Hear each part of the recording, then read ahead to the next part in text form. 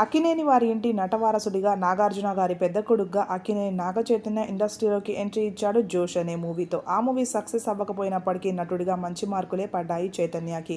ఆ తర్వాత ఏ మాయ చేసావి, 100% లవ్, మజిలీ ఇలాంటి మూవీస్లో సక్సెస్ని అందుకున్న చైతన్య రీసెంట్ టైమ్స్లో వరుస ఫ్లాప్స్ని చూస్తూ త్వరలో సాయి పల్లవితో తండేల్ అనే మూవీతో రాబోతున్నాడు.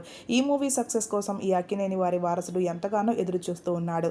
ఇక ఇతని పర్సనల్ లైఫ్లో జరిగిన విషయాలు అందరికీ తెలిసిందే. నటి సమంతాని ప్రేమించి పెళ్లి చేసుకొని కేవలం 4 సంవత్సరాలకే విడిపోయారు. ఈ అందమైన జంట విడిపోవడంతో ఆ విషయాన్ని ఎవ్వరూ జీర్ణించుకోలేకపోయారు. ఇప్పటికీ కూడా వీరిద్దరు కలుస్తారేమో అని ఎదురుచూసే అభిమానులు లేకపోలేదు. అయితే చైతన్య ఇక గతాన్ని మర్చిపోయి కొత్త ప్రయాణం మొదలు పెట్టబోతున్నాడు. అక్కినేని నాగ చైతన్య ఈరోజు మరో పెళ్లి చేసుకోవడానికి ఓ స్టెప్ని ముందుకు వేస్తున్నాడు. నాగ చైతన్య ఎంగేజ్మెంట్ జరగబోతోంది ఈరోజు చాలా సింపుల్గా నటి శోభిత ధూళిపాలతో. అయితే కొద్ది రోజులుగా వీరిద్దరు రిలేషన్లో ఉన్నారనే వార్త వైరల్ అవుతూనే ఉంది. కానీ ఇదంతా పుకారే అనుకున్నారు. ఇద్దరు ఎంగేజ్మెంట్తో ఈరోజు వారి రిలేషన్ని కన్ఫర్మ్ చేయబోతున్నారు. కాబోయే దంపతుల ఫోటోతో నాగార్జున అఫీషియల్గా వీరి బంధాన్ని కన్ఫర్మ్ చేయబోతున్నట్లుగా తెలిసింది.